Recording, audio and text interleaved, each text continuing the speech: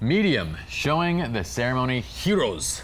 What are the heroes? I was trying to think of a way to like kind of describe, you know, in commercial, you talk about when you do a shot of a product, you know, you have that hero shot. So I thought that worked very aptly when it comes to ceremony and reception details. What are the heroes of each of those components? Well, for the ceremony, they typically consist of the altar. Now that could be in Jewish ceremonies, it's the chuppah. In Indian ceremonies, it's the what? Mandap. Mandap. Persians, it's the sofre. You just wanted to say that. I did. I don't get a chance to bring out my Persian accent very much. That's a lie, dude. You always bring it up. You're right. Okay. Okay. You're right. 2, we have the aisle runner. So the aisle runner is sometimes, and again, you'll almost always have the altar. That's why number 1 is going to be the altar. But sometimes you don't necessarily have an aisle runner. But if you do, and they have like something really cool down with flower petals and stuff, that's going to be another hero. Another one is potentially a welcome table. You have a ceremonial table like that usually has like a unity candle, sand, sacrament, that kind of stuff. Those are the different pieces that we're kind of looking at for these medium shots. So what are medium shots? Like we showed earlier, this is that medium shot. Again, my preference is the lower angle shot on the left. This is taken from 100 mil at 1/1000th f2.8 and ISO 100. This is when I would start opening up the aperture because I usually want to have a softer look to the background as I bring attention to these heroes. You know what I mean? So the one on the right's 7200 from a higher angle at 95. Do you have a preference between those two? I would probably do the 7200 and then just move even further back and compress so you wouldn't see as much of the background and get lower. So get lower. Yeah. So you like the 7200. See, I like the one on the left so long as you're not seeing. I could take either, so long as you're not seeing the swimming pool. I think it's because I'm like not used to shooting everything on a macro or anything on a macro technically. Yeah. Okay. Let's take another one. So this is another hero for that setup. Yeah. We're shooting it kind of 2 different ways. One from the view of being able to see the entire ceremony site on the left behind it, making sure that everything's centered up, and one where you can see a little bit closer.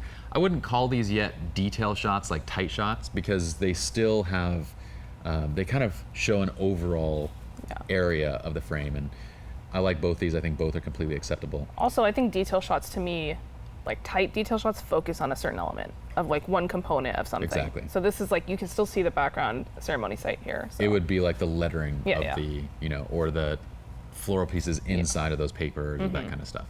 So absolutely. So these are still our hero shots that we're looking at. The one on the left is a 2470. Again, you can use this lens for literally everything. This is at 50 millimeters. The one on the right is the same 2470 at 50. We're just getting a little bit closer and shooting different aspect ratios. So then, would you say that between these two, it's just preference for someone that wants to shoot like a medium shot? Because they're both, I mean, they both work. Would you get both? Would you get one? So the one on the right is actually shot, so you can see a little bit more, like if the editors throw up the whole image, you can see the left and right sides of it. I'll tell you this, one of these is guaranteed to be used more often by all the other vendors. Do you know which one? The one on the right. No, it's the one on the left. Really? Yeah.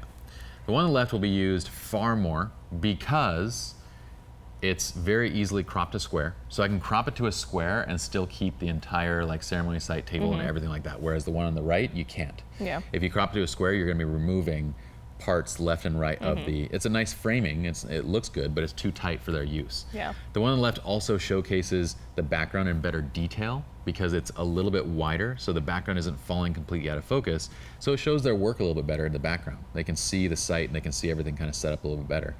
And it allows them the flexibility of either cropping to show just, so for example, if they square crop this, they could crop right here and showcase just the table in this, or they could crop right here and show the ceremony site.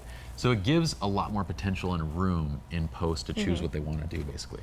So the shot on the left is by far the one that's going to be used more often, but there's no reason to not take the one on the right too. I mean, it's like just grab both. Personally, I just think that the one on the right is more aesthetically pleasing. I would probably agree with you from that standpoint. The bokeh looks nice. It's a little more pleasing, a little more kind of draws attention to it. Because I think that the one on the left is like iPhone shot, you know, because there's a lot in focus. Even though the aperture for both of them are the same, but what's in focus is good. Yeah. You know, like you don't have anything bad in the background, and every time, 9 out of 10 times, it's gonna be this shot that's used, the left shot. Let's go to the next slide. So what do we want to do? We want to mind all our basics, angles, compositions, everything like that. Plus we want to look at the background. So this is where we start kind of noticing, like when we're shooting ultra wide, your background elements and things that you don't want in the shot are usually small, and if you do mess up something, you can remove them pretty easily in Photoshop.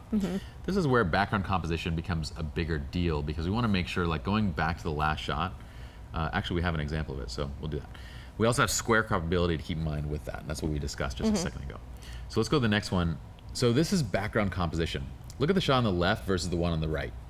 The one on the left is down too low. So what ends up happening is the background that you want to be featuring, the ceremony, is getting blocked by the frame itself and by the table.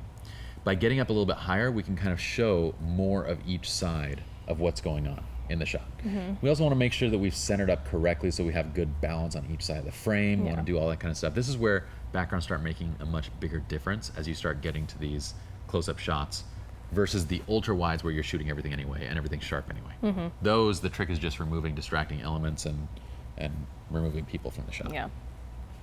Okay, so a couple real wedding examples.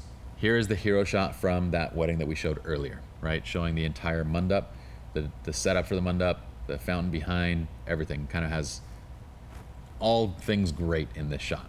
Is there square croppability? Yep. Totally. Like you can just chop it right from the left and right, lose one column, you have a perfect square crop. Yeah. Okay, another one. This is a Persian ceremony. It's a sofre setup. You have that square croppability, and you get to see both the centerpieces and the actual altar setup, and you get to see the view behind, even if it's like the super gloomiest day ever. It is the gloomiest day for Laguna Beach, but that view is still like, it's still gorgeous. We still want to be able to see that's what people that. pay for. So. All right, so that's it for our medium shots for those heroes. Pretty simple, pretty straightforward. Let's go ahead and go on to the next video.